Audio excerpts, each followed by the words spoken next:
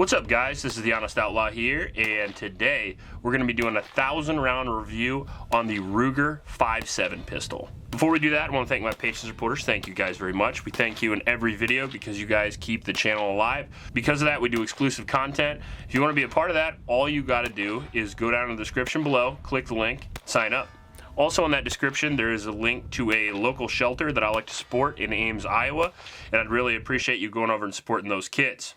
And finally, there's a link to the new t-shirts that we have available, straight from the missus. The missus created them, and I'd appreciate it if you go down there and check those out as well. Now, the Ruger 5.7 is a pistol that I've had for almost a year. And I know it sounds kind of crazy that it took a year to shoot 1,000 rounds through a handgun. But the reality is 5.7 is a bit of a unicorn as far as rounds go. It's a little bit less available and a little bit more pricey than your average round. So it took a little bit longer for me to do this video.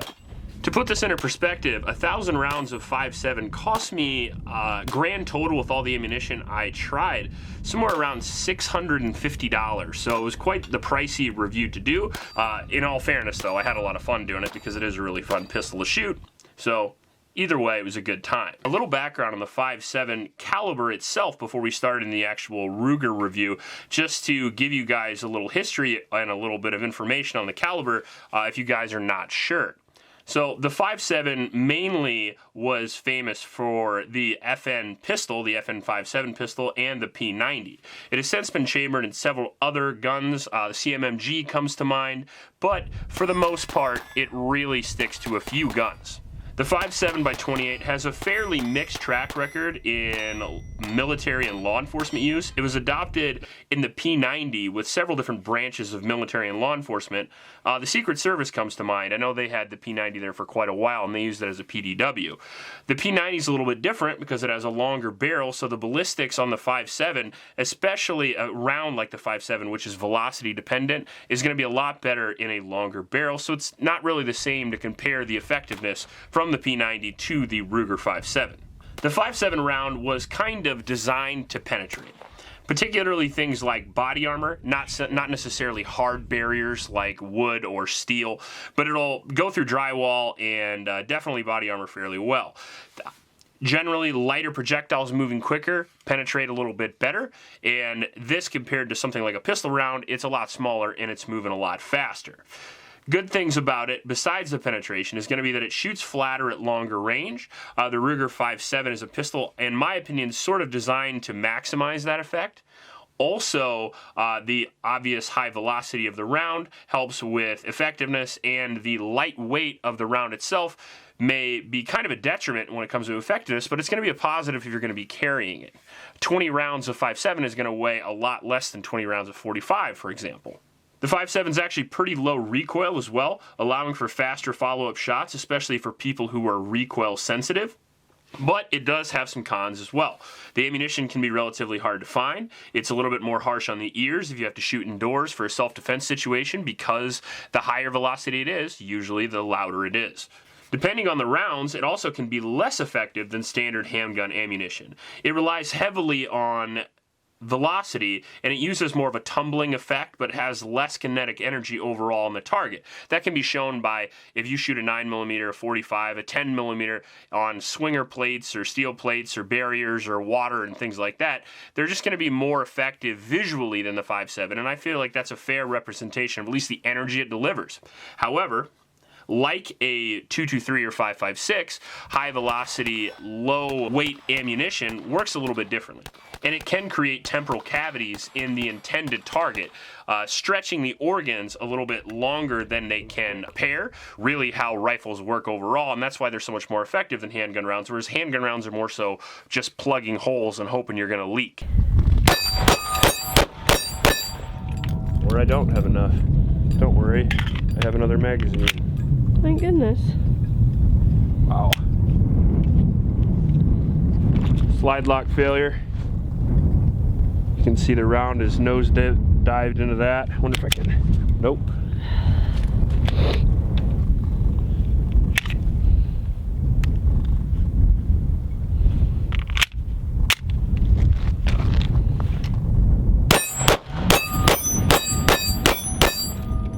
Kind of funny watching them not move at all.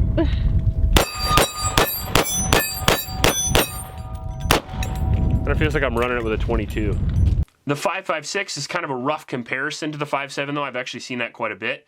You know, the 5.7 is just as effective as 5.56. That's not necessarily true. If you look at 5.56, you're talking about a 62 grain projectile going 3,000 to 3,200 feet per second.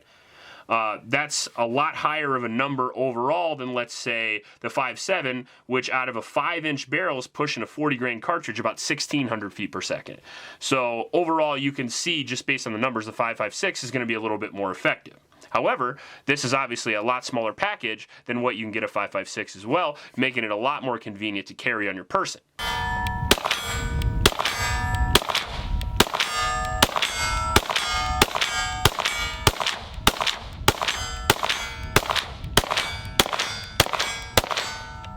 Well, that is ridiculous.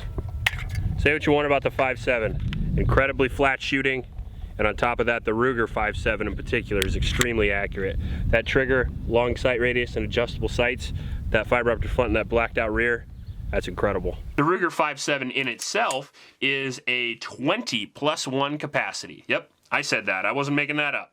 20 rounds in the magazine plus 1. That's pretty cool. No matter how you consider the ballistics, whether you're in favor or not, 20+1 is a pretty impressive capacity, especially considering the low recoil of this and how fast you can pile these off.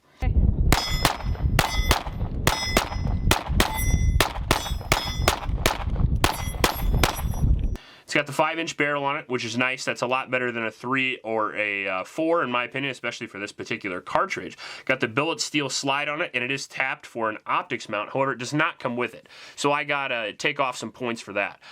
For an MSRP of around $800, you could have included the mount, in my opinion. But hey, whatever. It still has these adjustable blacked out rear fiber optic front sights, which are actually pretty impressive sights, in my opinion. I'm really a big fan of this setup overall.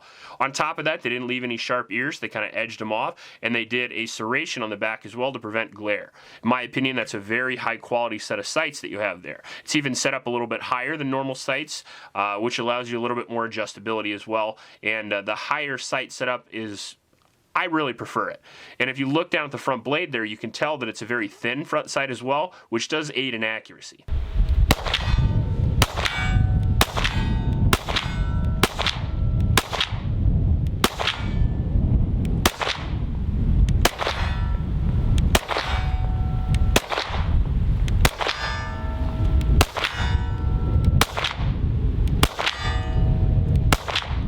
And that little 5.7 round gets pushed around by the wind a ton. We got like a 30-mile-an-hour crosswind right now, and it's pushing my round off about a foot to the left. It's got a black nitride barrel, nothing special there, and it's got an internal single-action trigger system.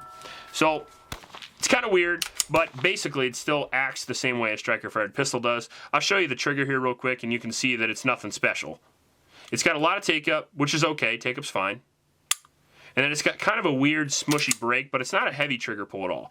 The thing I don't like is the reset. So if you see, it comes all the way out here, and then you have a very silent click. It's not very audible, and it's not very tactile. So you have to just kind of get used to where it is and run it. Now, if this was your only gun, you could probably get used to it fairly quickly. However, for me, I shoot a lot of different guns. If you're that kind of guy, an audible tactile reset is nice so you can get used to it and fire at your quickest speed there. What would you use the 5.7 pistol for? Well, the Ruger 5.7 I think would be really good, especially for hunting small game, maybe a carrying in the woods type pistol. It's super light. I mean, considering the 20-round magazine capacity, this gun empty is only 24 ounces, and that's with a 5-inch barrel. If you consider the fact, if you compare that to other guns like, I don't know, an M&P compact, which is 28 ounces, this is 4 ounces lighter than a compact 9mm, and it's a little bit lighter than a Glock 19, making it a very lightweight full-size pistol. And as far as ergonomics go, which we'll get into a little bit here, but you can see that the grip is a lot larger, and personally for me with the big ape hands, I'm a big fan of that. You, maybe if you're a smaller statured person, person or a younger person, you might not like that so much. I think it would also be pretty good for self-defense. The Ballistics seem more than adequate for me, and they've been proven around the world, I think. And on top of that, that 20+1 capacity, adding a light and making it very lightweight and low recoil, I think makes it a good choice for self-defense for most people, especially recoil-sensitive people. If you were interested in carrying a 5.7, this type of gun, this size of gun, is going to be a little bit harder to conceal. However, the weight shouldn't be an issue. So if you're used to carrying a full-size gun like a 1911, this is actually about 1911 size. Now, one thing that I would say would not make it a good carry gun is the reliability. So we ran into some reliability issues with the Ruger 5.7 pistol. We shot only 2 types of ammunition. I forget what type of, off the top of my head, I forget what type of self-defense ammo we had. We only had 1 box of it. I think it was VMAX maybe. And the rest of the ammunition was all Federal, or sorry, American Eagle. I think Federal makes American Eagle anyway. But yeah, so I think we shot that cheap American Eagle ammo the entire time. And one of the problems with 5.7 is a lot of different types of ammunition is not available. And ammunition itself is not really that available. So that's the ammunition we stuck to. Now, did we have the reliability problems because it didn't like that particular type of ammo? Maybe. I don't know. One will never know because we could not find other ammo to test it. We had a fairly consistent malfunction. We had failure to feeds where the slide would be locked back like that because the round was stuck on the feed ramp, and most of the time we could tap and rack it and fix it. However, one time, but actually during the first shots video, it was nosedived in there into the feed ramp, and it was unable to kind of fix itself with a quick tap and rack, and we had to lock the slide open, stick my finger in there, knock it out, and then reload it. No catastrophic malfunctions, which is, I guess that's good, but 5 or 6 malfunctions out of 1,000 rounds, that's probably not reliable enough for me to use for any serious defensive purpose. That's just me personally. Accuracy was pretty good, but it wouldn't blow my hair back. I'm not gonna lie to you. I don't have a lot of hair to blow back, so it takes a lot. But I think the sights are awesome. I think the trigger kind of sucks, especially for some sort of single action trigger. I mean, if you compare this to, I mean, I know this is elevated standards here, but if you compare this to a 1911 SIG P210, SIG 226 single action only, something like that, those triggers demolish this gun. And I know you're saying, you know, you can't compare that, but I mean, if you look at this price versus something like the P210, they're running in similar costs. So I would like to see a little bit better trigger for this. If you got to up the price $50 and put a bomb-ass trigger in this, I think that would be a good idea on Ruger's part. It kind of get this to be a fully accurized platform. I think this has the capability. I think it has a decent enough barrel. I think it has good enough sights and a long sight radius. On top of that, the ability to mount an optic. If this had a little bit better trigger in it, especially with a more audible and tactile reset, which doesn't have anything to do with accuracy, but that really does bug me. I think you could make a seriously accurate and fast pistol out of this. And I did get one of the first batches of these, and I have had it a year, but maybe Ruger did something to fix some of the reliability problems, but I haven't heard anything.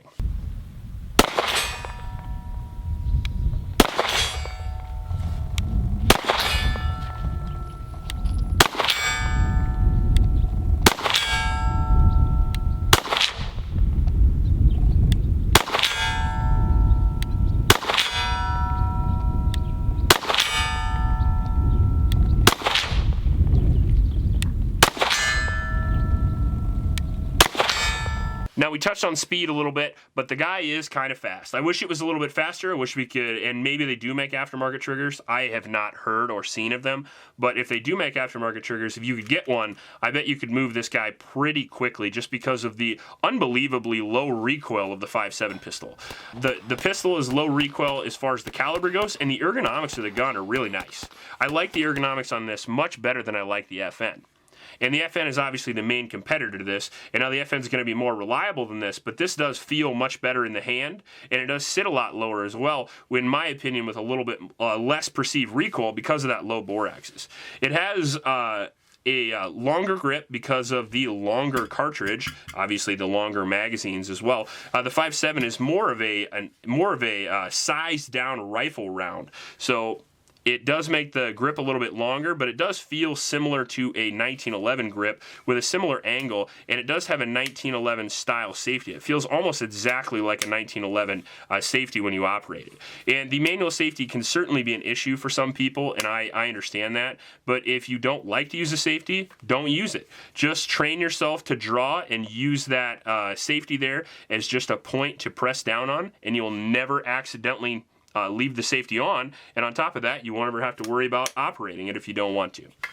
The takedown lever is nice. It's got a little bit of serrations there, so I like to press down, and I like to use all the surface area of the gun to control the gun, and that's a nice little area that I can use to help control the very minimal recoil. The Picatinny rail is very long, and so you can put whatever the hell you want up there, toaster strudel, whatever you want. It's got front slide serrations, which I keep using because they're so usable. It's got a tri-top slide on it with a vent cut out here, similar to a Glock 34, and it's got some mean looking cuts on the front as well. The pistol, in my opinion, does look very nice. I think they did a good job on the looks, and I think it looks a lot better than that sort of abomination looking FN.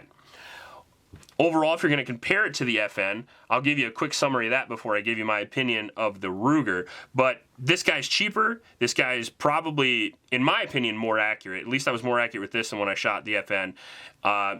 And it's got better ergonomics and it looks better. However, this one did have reliability problems. However, I've seen FN 5.7s that have reliability problems as well, and they come in for about 1/3 more of the cost. The ergonomics as a whole are pretty good. We touched on them a little bit, but the magazine release works well, slide release works well. However, it is just single-sided, so you're gonna have to deal with that lefties. I never did check and see if the magazine release is adjustable. However, there are techniques that you can use to eject the mag with just your left hand and release the slide release. So if you don't know those, feel free to YouTube those. They are out there. Texture was real good. It worked really well. I appreciate when a company does good texture. Not very many companies do. And overall, the ergonomics of the gun, in my opinion, worked really well.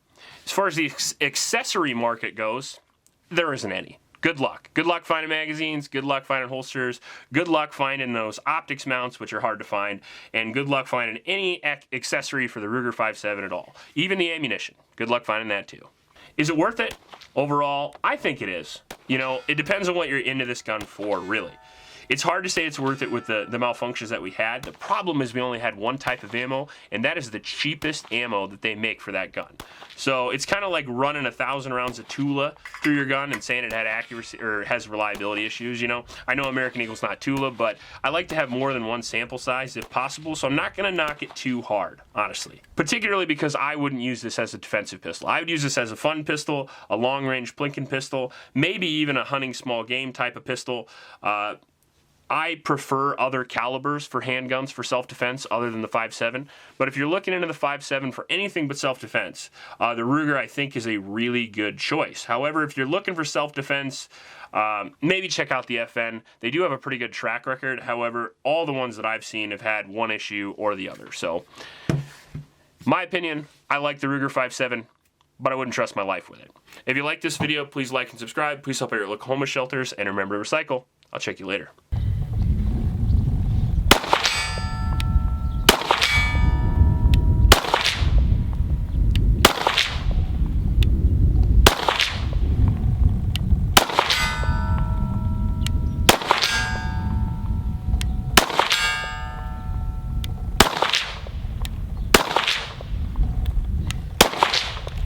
When I do my part, it'll hit.